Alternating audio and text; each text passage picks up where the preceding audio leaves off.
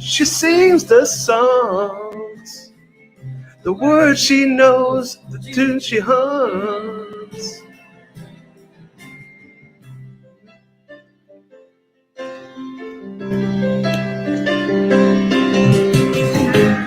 Oh, how she feels so real, lying here with no one near, only you, and you can hear me when I say softly, slowly. Hold me closer, tiny dancer. Count the headlights on the highway. I wish I knew the lyrics. Hi, Vanya. Hi, this is so good. You're good. Oh, thank you. I practice that almost every day. I see that. Well, welcome to the show. Guys, welcome to the Greatness Machine. I'm your host, Darius Mirshahzadeh. Oh my gosh, do we have a special guest today in Vanya Lazarova? What? Vanya Lazarova. Did I get that? Great accent. You nailed it. I was practicing all morning, and then the song got in front of my mouth. Do you mind if I do a little bit of housekeeping? Yeah, go ahead.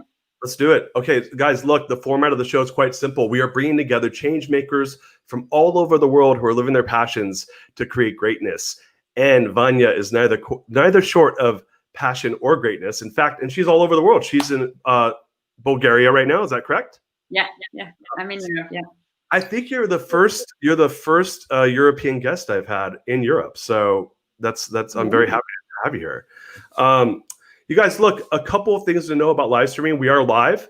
Start a watch party. Ask us questions. I have my team on standby. They're going to be shooting any good question you have over to us, and we are going to be talking about some amazing things this morning here in Texas and this evening in Europe. First of all, guys, I feel so lucky to have Vanya here. We met about 15, 16 months ago. I'm gonna tell my side of the story. My friends, I was in New York for like a week on business, and it was a Sunday, and I basically had stayed up the entire night before I went to like an all-night dance party, and I was super hungover. and one of my friends was like, "Hey, do you want to come lay in a park and drink?" And I was like, "Yeah, of course." And you know, like I'm when I'm in New York, I'm like fucking out of my mind crazy and always have fun. And so I get there and they're just having this picnic and drinking tequila, and it was just super fun. And Vanya and I started talking, and we like had this like moment where we're talking about core values. And I'm like, yeah, I'm writing a book on it. And my thought was like, she probably thinks I'm so full of shit, right? Like, yeah, sure, he's writing a book on it. But I did write a book on it. So anyway, we had a great conversation about core values. Turns out that she does a ton of coaching with businesses and companies, and I didn't know that. Obviously, I was just like hanging out. But I do want to give some of your background. Is that cool? Yeah. Go ahead, please. Awesome.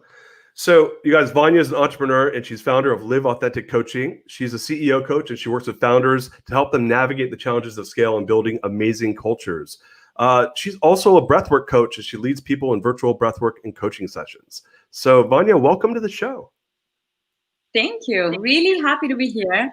I remember that park, and it was a fun day. Definitely. Yeah. And then honestly, congratulations on the book. I feel like, yes, you talked about the book then. I was like, yeah, I mean, books just take so much time. By the time he's done with it, it's going to be like forever. And honestly, congratulations. It was probably a journey. It's, you know, I say this, and I had my publisher on the show yesterday. I was like, writing the book was a lot of work, but getting it out has been like 4 times the amount of work. So it just depends, I think, what you want to do with the book. But yeah, no, thank you. I appreciate it. I'm really excited for the book. And I know that you work with a lot of companies and work on their performance and scale and culture. And for me, you know, I believe core values are the language of the organization, have the opportunity to create massive scale. So I'd love to hear your thoughts on that. But before we go there, do you mind kind of giving our audience a little bit of background on yourself? How did you get into coaching? You know, I'd love to hear the whole story.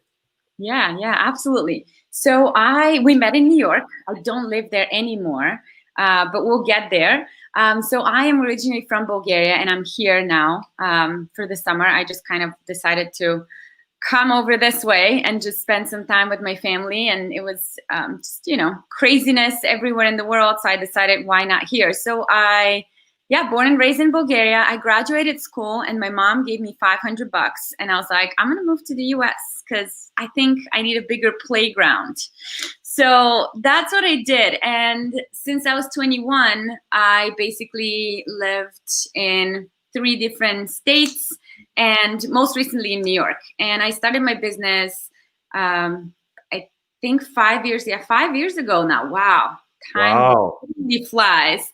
But my background is in philosophy. And I was always just really curious about ancient wisdom, about different philosophies, and just the different ways people were kind of structuring the psyche and just really kind of thinking about the world. And that was, I think, my first kind of fascination with the inner world, right? And the bigger questions in life. And values, of course, that it just really aligns with that. In philosophy, we learn about ethics and moral and these are disciplines that really explore the values and the inner world of everyone. And so I got really into that. And then I studied a little bit of psychology. And then I found coaching about 5 years ago, and I really got into it.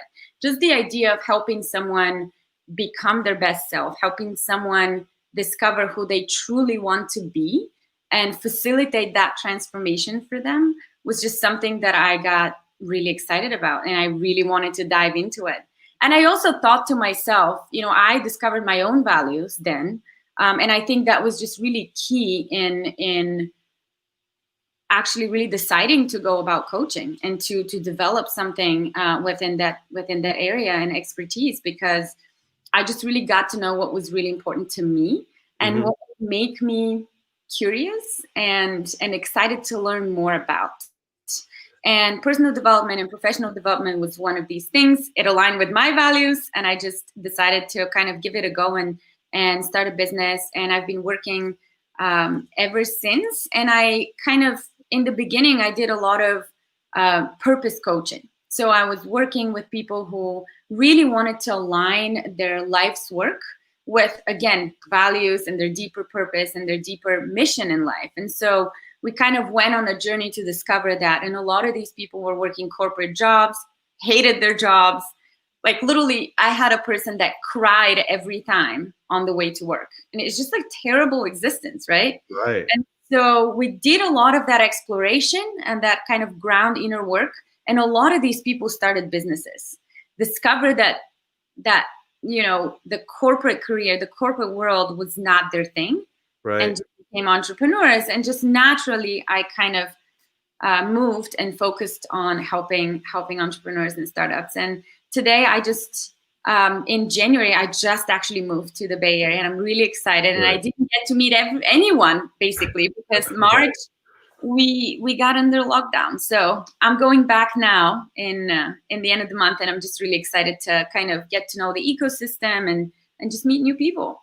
Yeah, that's so cool. Yeah. Can I ask you a question? Yeah, absolutely. So you said that, you figured out your values. Would you be willing to share your values with us? Yeah, absolutely. So my core values, it's interesting. And I think we're going to get to this one, but I think they've changed. So now the values that I have now, one of my biggest one has always been freedom. That one didn't change. Right. And of course, when we talk about values, we have to, of course, ask the question, like, what does that mean to you? Because I think, all of us live in a world of perception, and each of these things could mean different things to us, right? So freedom is one of my core values. My second one is connection. I just really seek connection with people and also deeper connection. So you're probably not going to see me having just like a random chat with people. I would ask deeper questions. I would get to know them. That's definitely something that I've always sought and got a lot of fulfillment from. So one of my other values is health and wellness. Okay. I just really do take care of that part. And I also push that with a lot of my clients. in a good way, because we know burnout and the rates of burnout right now are pretty high. Right. So these are my 3 core values. And of course, like with that, just there's others that kind of spray from these core ones. That's super cool. I call the ones under that sub themes. So you have your main, your core 3, and then your sub themes are the ones that kind of level up to that. Yeah. Yeah. Remind me to share. I have 6 values. Do you want to know mine? Yeah, sure. Well, so my book's all around how do you design values to become language. So when most people don't express their values in the way that you just did, which is they'll give you the theme, which is like this big idea of what they stand for. So my number 1 is happiness, but I call it heart, and I use a Fibonacci heart as the symbol of that. Okay. And then there's like it's really beautiful. And then I read a descriptive of exactly what it looks like in my life. My number 2 is besos, which is kisses in Spanish, and that's love. My number 3 is passion, and I call that eye of the tiger. My number 4 is boom, like an explosion, and it stands for creativity. My number 5 is cinco, like the number 5 in Spanish, and it's what, where, who, when, and why, which is curiosity. And my number 6 is movie night, which is balance, and being like taking care of myself essentially. So health is part of that one. Exactly. I love that. Curiosity is a big value of mine as well. It's really interesting because when you said, not everybody describes values in the same way, we can actually really see what people value just by looking at their lifestyle and what choices they make, right? Okay. I think that's a big sign. You see how a person is living their life, and then you can say, oh, maybe health is one of their values. If they're going to the gym and eating healthy, and if they're actually exhibiting that value throughout their life, living the value out. There's, and also that kind of foots to this idea of aspirational values, right? And I always tell people that, like, I don't think it's wrong to have them, but I do think it's wrong to have them and never live them, right? Like if you have it and you work towards it, to your point, values can change. And I used to be of the mindset that they didn't change. And then I have a friend who's a coach. His name's Nathaniel Shokin, really brilliant guy.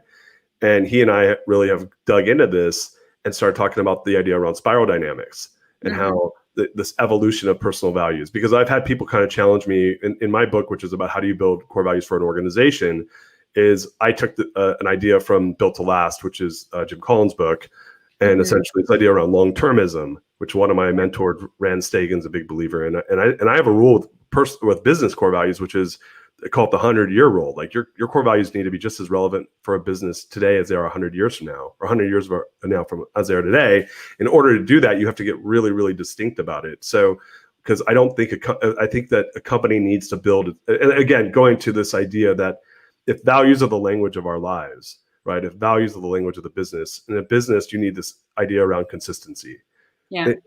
As a human being, if you evolve and change, like your language will change. You can do it. You're not trying to scale your personal, you are trying to scale, but in a different way. So that's so cool. Thank you for sharing your values with us. I love hearing when people know their values. That's my stuff.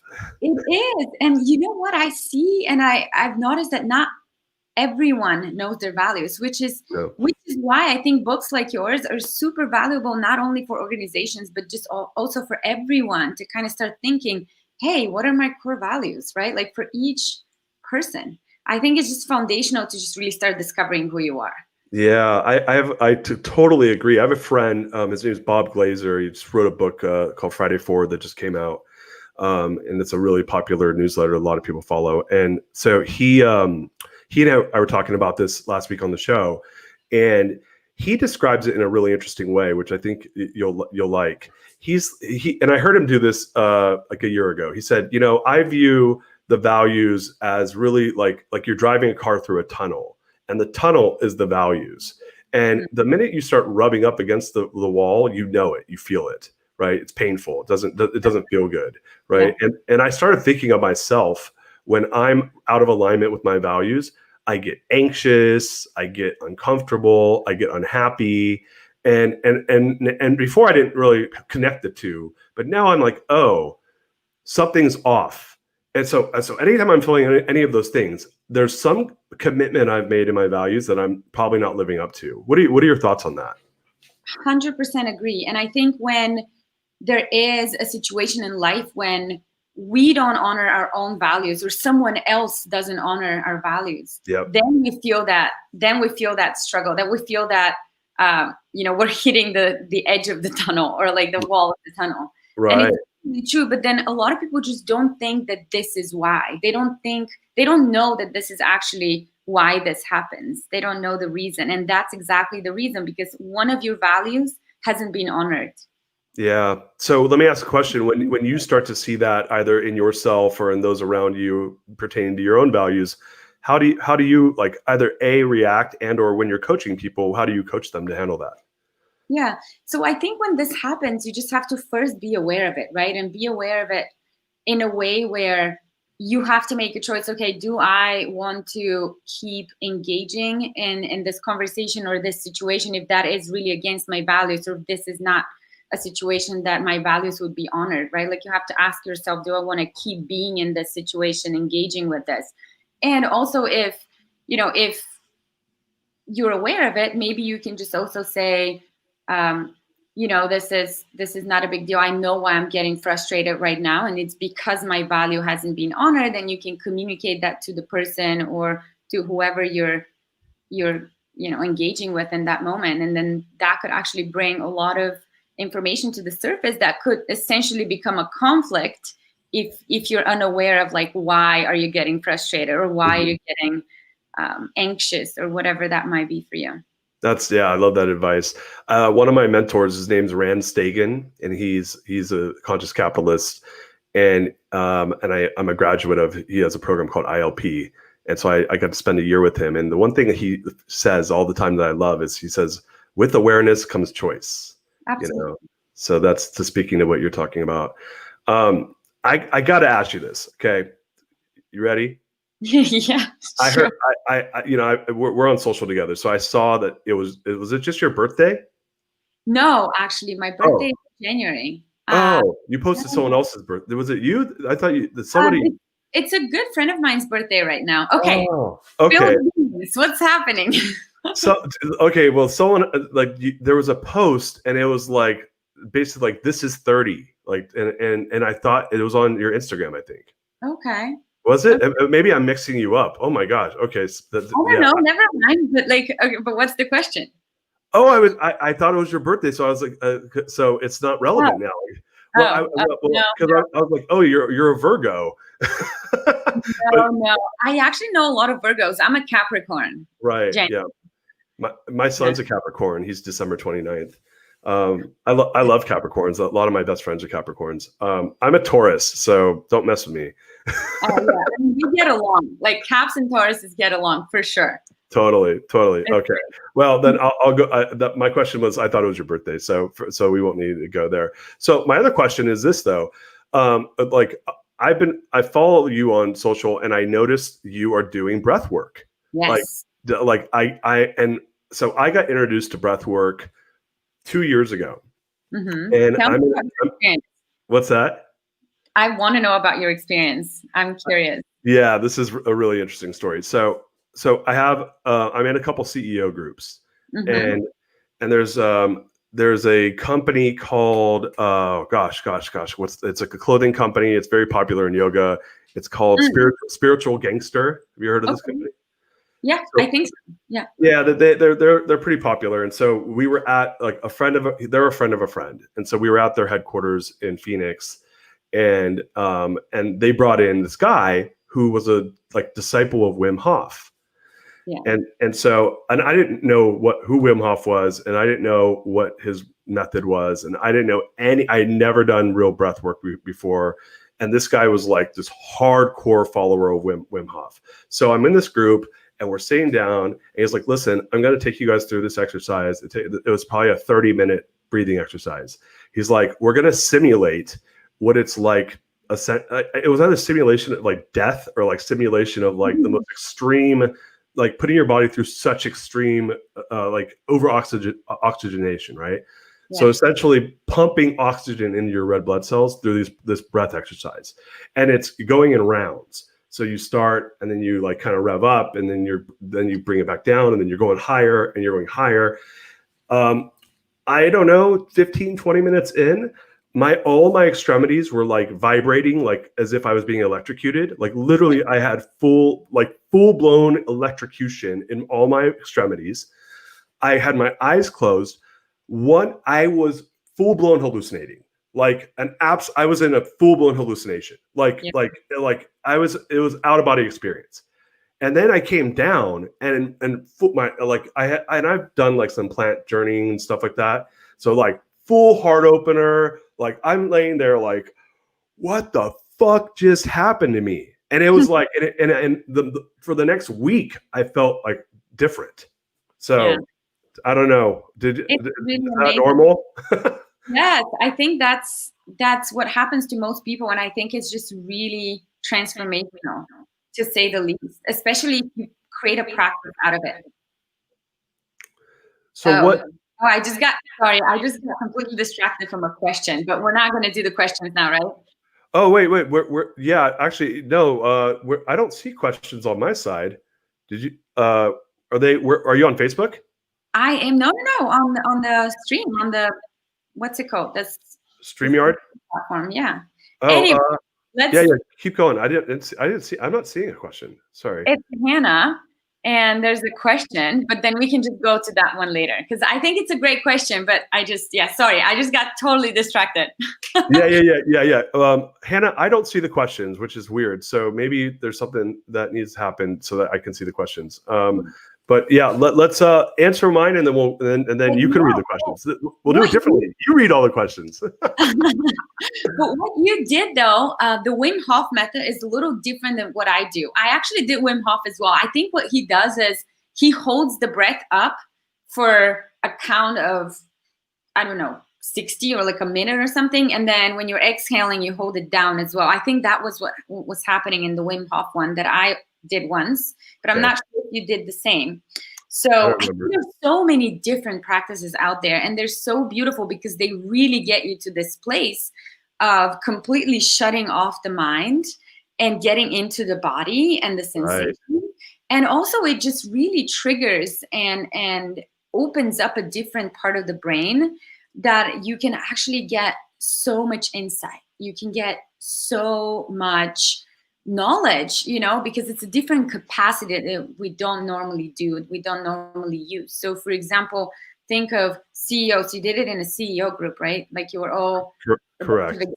Yeah. And I think that's just really helpful for especially people with very demanding schedules and people who are in honestly high stress environments. Because what happens is typically when you're under stress or when you're doing something that requires a lot of your energy, you're mostly using your intellectual capacity. You're using strategy tools, your strategic mind, basically. Right. You're problem solving, right?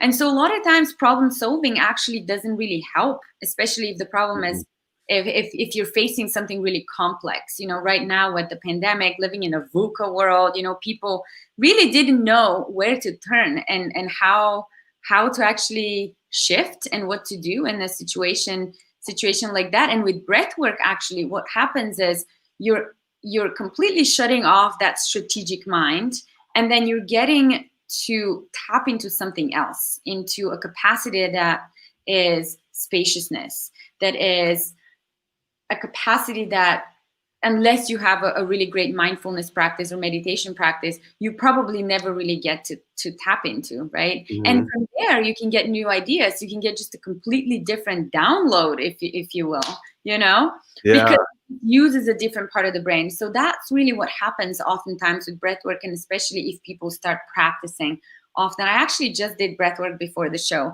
because I had something that really pissed me off today. And sometimes these things, we allow them to affect us so much. And then you do something like breathwork, or you go on a planned journey or something similar. And then you're like, oh my God, I can't believe I'm stressing out over something like this. This is so insignificant, insignificant. And you just kind of like go into a different level of consciousness where you can observe things in a different way and actually relate to things in a different way. You can start making different choices. It just pulls you out of your ordinary and puts you into something really powerful and transformational, and completely rips off your patterns, rips off everything that your habitual ways of living and being. So I think that's the biggest benefit of breath work. And I started, very slowly offering to some of my clients because, as you mentioned, it's a powerful practice. It's not just, yoga breath that you go to a yoga class and you're just kind of calming the nervous system. This completely just puts you like out of this world. And so I started offering it to some of my clients, my one-on-one clients, and they really saw a benefit from it. I offered it to friends, clients, and then I finally decided, why not I just offer it to the world? So I do a class right now every Sunday on Zoom. Okay. It's happening every week, and it's amazing. That's so cool. Yeah, I love this. I love this work. It's just something new that I'm very excited about. I've had the practice myself for about 3.5, 4 years. I've done a lot with a facilitator actually based in LA. His name is Rob Starbuck, and he is amazing. And he kind of led me through so many journeys. And some people in Bali, when I was there, I did a lot of breath work and kind of developed it for myself and saw the benefit and decided to kind of tie it to coaching and offer it with my coaching. That's so cool. So, you can totally deny me on this right now, but is there like a short breath work that you and I could do right now to show people like the power of this? No. It really takes like 30 minutes. It takes 30 minutes to just really drop in. Got it. Okay. Yes, I do like these. I would love to do breath work with you though. We will definitely. Yeah, we got to talk about that. So that's so cool. So is it, what, like with the, well, let me ask you a question, because I have a meditation practice and I started about 2 years ago. And what I find, first of all, I'm a total achiever mindset. So for me, like I used to say there's two things in life I hate, and I don't know which one I hate more. One's meditation and the other thing's hiking. Right. And so, and then I fell in love with Sam Harris, his waking up meditation course. And ever since then, I'm pretty religious. Like sometimes I'll forget here and there to meditate, but normally it's 5 to 6 days a week. I'll meditate for 20 minutes. But the reason I didn't like it was because I was constantly like thinking about stuff while I was meditating, and I couldn't just, stay focused. And I would say, oh, I'm bad at this. Literally, like that was the internal dialogue. Oh, I'm bad at this. This sucks. I'm done. And then I figured out that no, that is part of the practice, is to like be bad at it and have that awareness that you're like getting distracted. Do it anyway. Yeah. Sit anyway. Yeah. Right. And so what I realized though, when I did breath work, which was different, was because of it, at least the one I did, it was so like you had to be focused, right? That like there was no letting my brain go off in outer space. It was like an intense workout, if you will, right? One's like a massage and the other one's like not a massage. One's like I'm running sprints, right? Like when you're running sprints, like you're not thinking about anything except your body, right? Yeah. Exactly. And so what I noticed is that, to your point, it did feel like more of a tapping the consciousness type of experience, right? I was tapping into my consciousness in a way that it was really hard to do when I'm just laying down or sitting down and meditating. Why is that? What do you think that has to do with it? I think it's just really how the brain works. Like when we're doing this, our brain just goes into different gear. And I think that's where it comes from. But honestly, it really is like deep meditation. Like every time, there's just no other way. Every time you just drop in so much that you can't think of a to-do list or whatever else is there to think about. You're just completely focused on this sensation because it happens. So it really affects 3 levels: our physical, emotional, and mental level. On all 3 levels, it has a huge, profound effect. On a physical level, you probably felt, you mentioned actually, you felt like almost like electricity going. Yeah. A lot of times what happens is our hands just cramp up like this. Yeah. I don't know if yours got like this, but mine always like go into this kind of situation. It's scary when you do it the first time, honestly. It's just really completely different, something that you've never felt before. So you're like, what? And so on a physical level, there's a lot that happens, right? On an emotional level as well, we feel we're moving so much energy. So a lot of people get emotional. I've cried so many times, and it's just such a good release. You can also laugh. I led a big group in a week festival here Actually, it was a weekend festival, sorry. And a lot of people just laughed out loud. Nice. And nowhere, you just start laughing and you just start releasing that energy. And a lot of times we just bottle up emotions and we just don't know how to express them in a healthy way, how to actually feel our feelings. And then when you're laying down, breathing, you're moving energy between the belly and the chest. And these are big energy centers, right? Like your emotional intelligence is here in your heart space. This is, that space that really requires, you mentioned like heart opening, right? Like it was a complete heart opening. And then your belly is your intuition, your gut feeling. And so you're breathing in that circular connected breath. And then it just really goes up and down. And I feel like that's what actually stirs that energy. And then you get, on an emotional level, you can experience powerful emotional release like that. And then on a mental level, it's something like, it's strenuous. It's almost like you have to, in the beginning, you have to focus on the breath until the breath starts breathing you, basically, until you're completely into the flow. But in the beginning, it's almost like a workout. It's not nice. You're starting to think about, am I doing it right? Am I breathing too slow? Am I breathing too fast? What's going to happen? There's so much mind chatter in the beginning that you need to overcome. And again, you overcome it just by focusing on the breath. But it's just a profound experience. It really puts you in a different state, which I think we need nowadays. I think we need to be almost, surprised in that way, so then we can look at some other form of intelligence or some other form of knowledge that we can draw from ourselves through the breath, through these practices, and also from stillness. You have a meditation practice, probably how many benefits you've gotten from it already. And in that stillness, there's emergence that happens that we can oftentimes not pay attention to, or even not allow to happen, because we're constantly just moving forward in our active brain and in our strategic mind, and we're doing all these different things, and we just don't allow things to just emerge and see what's there. Yeah, it's so funny. You just had me think about a couple things. So I've done a lot of work around somatic experience. I don't know if you've done that before. And I work with a guy here in Austin who's one of the top somatic experience therapists in the world. And he was on the show, Stephen Terrell. I love you, Stephen. And so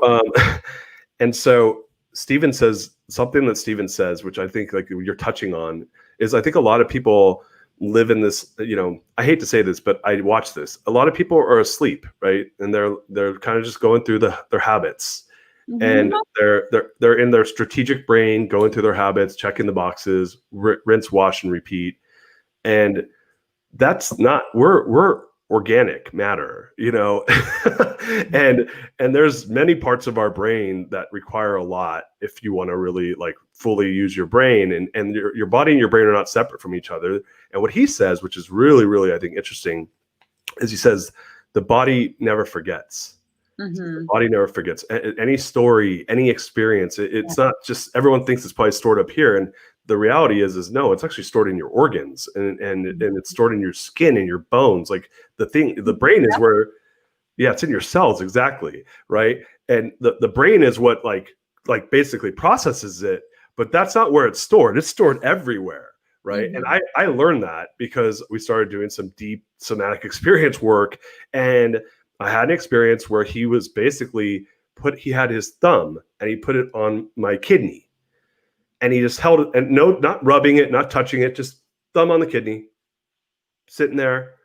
10 minutes into it, massive emotional things start happening. I mean, I said it was like an exorcism. I've never seen anything like it. Wow. And so, and there's a lot more to that story, but the reason I brought it up, I mean, it was like memories started happening. All he did is touch, one little touch, didn't say a word. So this is not like therapy where it's like, tell me about your childhood, Darius. There wasn't one word said, thumb on. And he's like, I said, what's going on? What are you doing? He's like, oh, I'm just talking to your body. And I'm like, what the fuck is this guy talking about? Like, I was kind of weirded out because I'm total left brain analytical person. Yeah. And so all of a sudden, flood of emotions, memories start happening, all these things are happening. And so when I think about what you're saying around, so that moment, by the way, I went home that night and I was like, what the hell just happened to me? And I started reading about it. And it's this idea that, people try to act like psychology is in the brain, and it's not. It's the whole body, right? And they were talking about how people get healed from post-traumatic stress disorder, like people that have been in wars, people that have been through fires. Like there's kids who their houses burned down when they're little children, and they'll go to the somatic experience work because they've had insomnia their whole life. Well, the reason they have insomnia is they had this traumatic thing happen at night when they were a child, and it's stored in their body forever until it gets out of their body. And they use the example when I was looking this up that animals, we're all animals, right? But animals, what they do, and if any of you have dogs, which I now have a puppy, so I just saw him do this the other day. Whenever something happens to them that kind of scares them, they'll shake it off. They like full shake off, right? Which is they're shaking the event out of their body, right? And we as humans don't. We store it in our brain, and then it invades our entire body. And this is, I think, a big cause of cancer. This is a big cause of all these disorders, right? So when you think of the breath, right, which is essentially like the engine for the whole body, right? It's our lungs and heart and all the oxygen, and it brings energy everywhere to our body. If you want to do something, if you want to transport energy, you have to do it through your blood, which happens through your breathing, right? Essentially. Right. So exactly. And then when you do that, you're actually alkalizing the pH in your blood. So this is also something that contributes to the state, right? But I think thank you for sharing this story. I think this is just such an important work that not many people talk about, or not even many people know about. And that's why I think breathwork does something really similar, because you're right, everything is stored in the body. There is a book that is called The Body Keeps the Score, and just explain exactly about what you just mentioned. It's powerful stuff. Yeah. Hey, so it's The Body Keeps the Score. Hannah, can you put that in the comments? So I didn't see the question. You saw, Vanya. So why don't you read the question? The question says, Vanya, what's the strangest thing you have ever seen happen to someone doing breath work? Well, I wouldn't call it strange. I would call it just a release. And a release could look in very different ways, right? Like I've seen people, and I've also been in myself in a release like that, where you just start shaking and moving and you don't know what's happening, but there's just something that just makes you do that. And it's exactly what you said with the animals. It's almost like you're shaking everything out. So you're like, you're laying down on the floor and you're jumping and crying. And I've heard people and I've seen people scream out of their lungs. And I think these are just methods and ways to just move energy. Also voice and sound. We can use that for the same reason, to move energy. Wow. Right? When we're chanting, when we're doing things like that, that also helps with just moving and releasing energy. Yeah, it's interesting if you start to look at a lot of these like different, like let's use Native American or tribes. There's a lot of chanting, and they do in Mexican culture, Zapotec culture, they do what's called temazcals. Have you heard of this? I have, yeah. So I did one. I did two actually, but I did one probably 16 years ago, and it was with me and my girlfriend, and we're in Oaxaca, Mexico, and they started beating us with like palm leaves while we're in this little like fire hut, and we're screaming at the top of our lungs, like and I mean it's like and it's like 200 degrees in this thing. It's small. And there's us and the medicine man screaming, get out, jump into cold plunge. And I came out of that, and I think every toxin in my body like poured out of my body. I was stoned for like 3 hours. And I literally slept for 18 hours that night. So it's crazy. Yeah. I mean, all these experiences just take also so much of our energy in the sense of like, after something that powerful, you need to take care of yourself. You need to sleep, you need to drink water, because you just really went through something really deeply transformational, something that you need to integrate. You just need to leave a little bit of time at the end to journal, to stay with the experience, to actually really understand what really happened there, right? Because sometimes it's just so out of the ordinary that you're like, oh my God, why are they beating us? What's happening? You know, probably, I mean, that sounds like something very, very transformational for you. I don't know how you went out of this hut and like what happened after and how you integrated this whole thing and what was, the whole benefit out of it. But it was just one of those things we did. And then what was funny was, so the girlfriend became my wife, right? And so we ended up when we got married in Oaxaca, and we did another ceremony in Oaxaca with the Zapotec priest, which was way different. It was like in the hills, in the dirt. But it was one of those things where like they use this, a lot of breath work, these extremes. And you just, what I find is modern society, we're on the screens, we're all in our head, we're not in our bodies, and more people are getting sick and more people are unhappy. And I think that the answer is obvious, right? Mm-hmm. It's like we're going that's the wrong direction, right? And the right direction is to be in our bodies and understand our bodies. And that's where I love what you're doing around the breath work. I think that's it's so important, and that's so cool that you're doing that. I'm just starting. I'm really excited to see what can I do with that, and how can I integrate more of it into the world. It's really exciting. I really believe in it. What do you find when you're integrating that into your like coaching practices? Because you work with CEOs, founders, teams to help their performance. Yeah. Walk me through like what are some of the stuff maybe you're doing there, and then how are you integrating the breath work?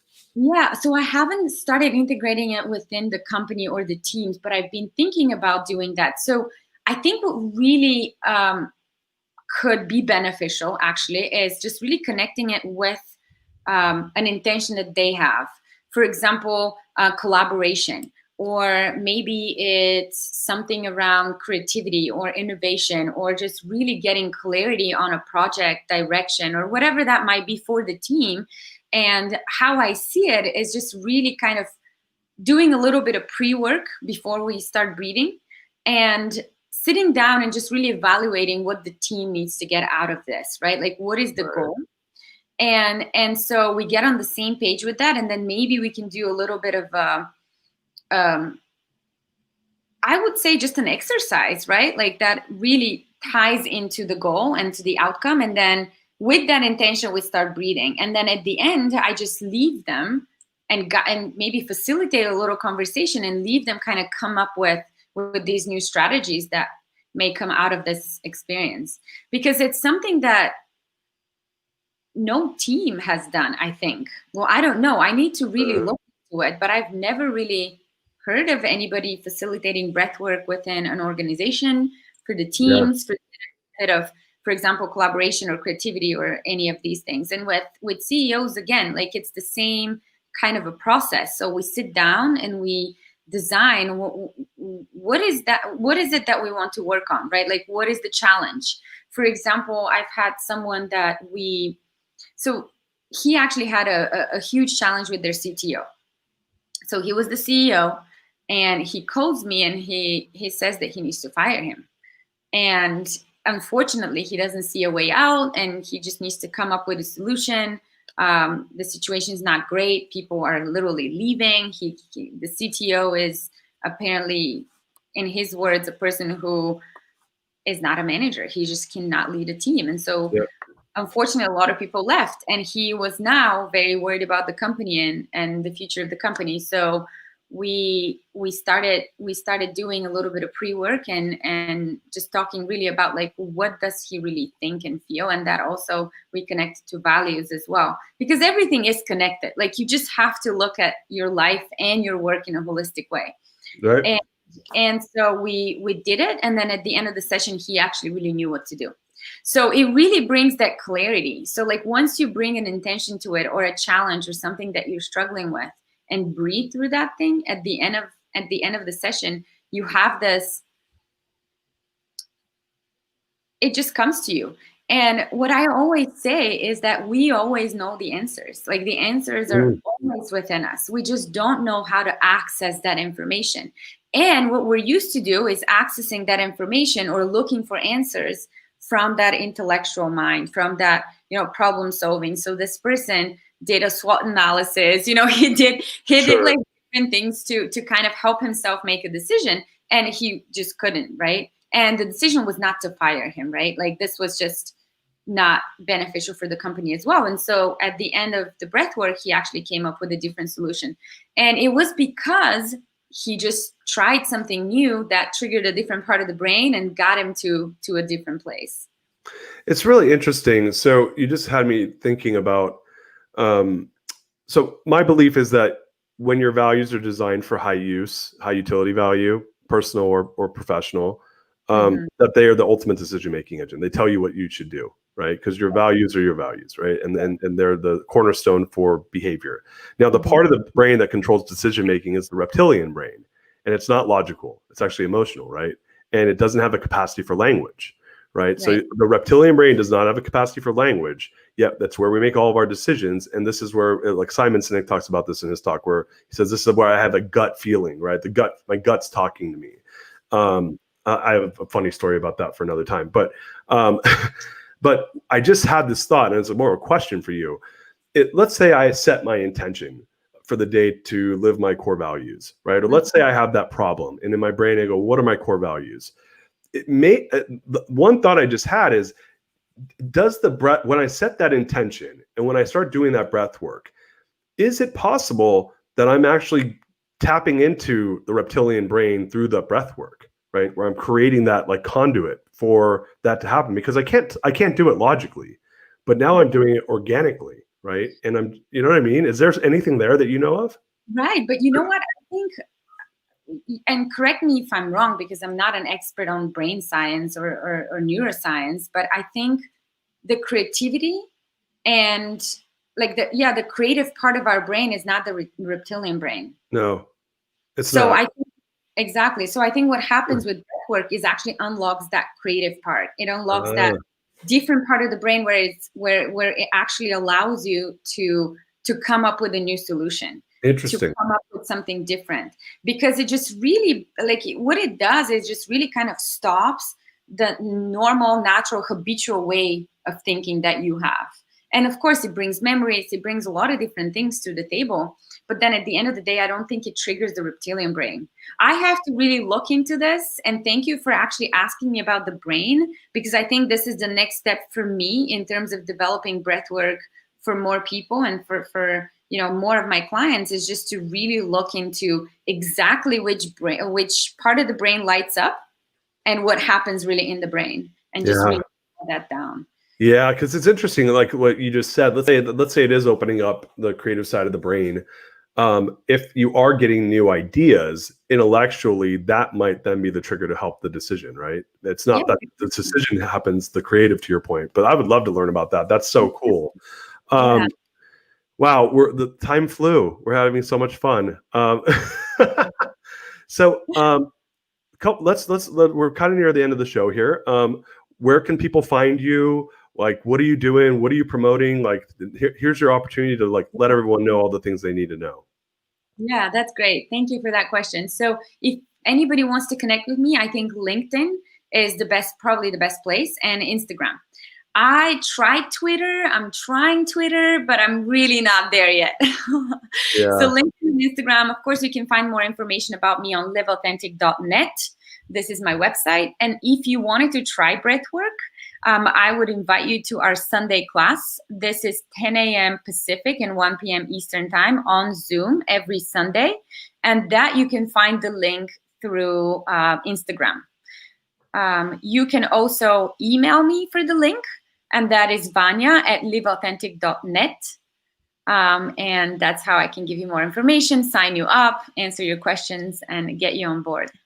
Very cool. We'll make sure, Hannah, can you make sure that we put those in the comments as well, so they can connect with Vanya? Vanya, so much gratitude connecting with you today. This is so fun. This was so amazing. Thank you so much. I thought it was a great conversation. I cannot wait for the book and to offer it to all of my clients. I think it's definitely a cornerstone for building culture. And thank you for doing such great work in the world.